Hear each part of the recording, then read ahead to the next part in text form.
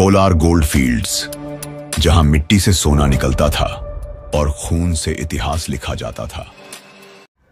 Violence, violence, violence. I don't like it. I avoid it. But violence likes me. I can't avoid it. दोस्तों, ये iconic dialogue तो आपको याद ही होगा। और अगर आप पैन इंडिया फिल्मों के फैंस हैं तो अब वॉयलेंस आपका फेवरेट मसाला बन ही चुका होगा। फिल्म पुष्पा हो, एनिमल हो या प्रभास की सालार हो, इन सभी में वॉयलेंस का डोज जबरदस्त रहा है। पर क्या फिल्म KGF 3 में वॉयलेंस का ओवरडोज देखने को मिलेगा? तो अगर आप KGF चैप्टर 2 के बाद से रॉकिंग स्टारर यश के इंटरव्यू फॉलो कर चुके हो तो आपको पता चलेगा कि एक्शन सीन्स थे जो डायरेक्टर प्रशांत नील और यश के दिमाग में थे, जिसे वो एग्जीक्यूट नहीं कर पाए थे पिछले चैप्टर में।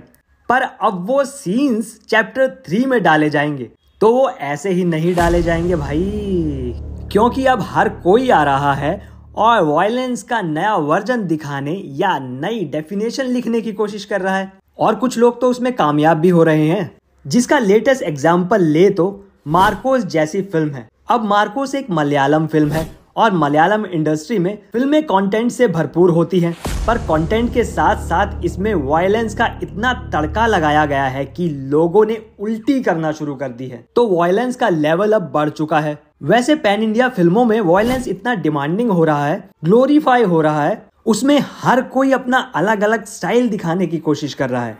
पर सच कहे तो वायलेंस ये शब्द KGF के बाद बहुत ज्यादा सुनने को मिला और उसके बाद हर फिल्म में वायलेंस कंपलसरी हुआ।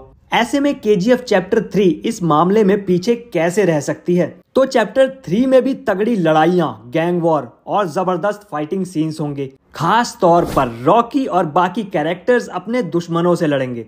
और वैसे भी KGF चैप्टर 2 में रॉकी ने कई खतरनाक वेपन्स इस्तेमाल किए थे और मेकर्स ने ऐसे वेपन्स इस्तेमाल किए थे जो भारी वजनदार थे, और ऐसा तो हॉलीवुड में भी नहीं हुआ था।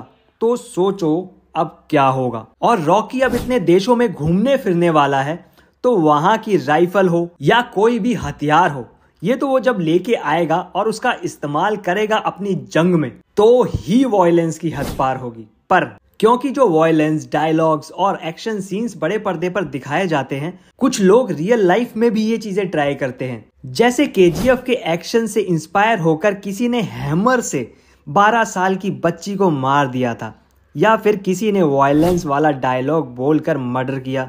अब ये भी देखते हैं कि चैप्टर 3 वॉयलेंस और प्रमोट करती है या इन बातों का भी ध्यान रखती है। तो दोस्तों, अभी के लिए फिलहाल इतना ही। हम फिर मिलेंगे एक और नई वीडियो के साथ। तब तक के लिए आप बने रहिए बॉलीग्रैड स्टूडियोज पे। धन्यवाद।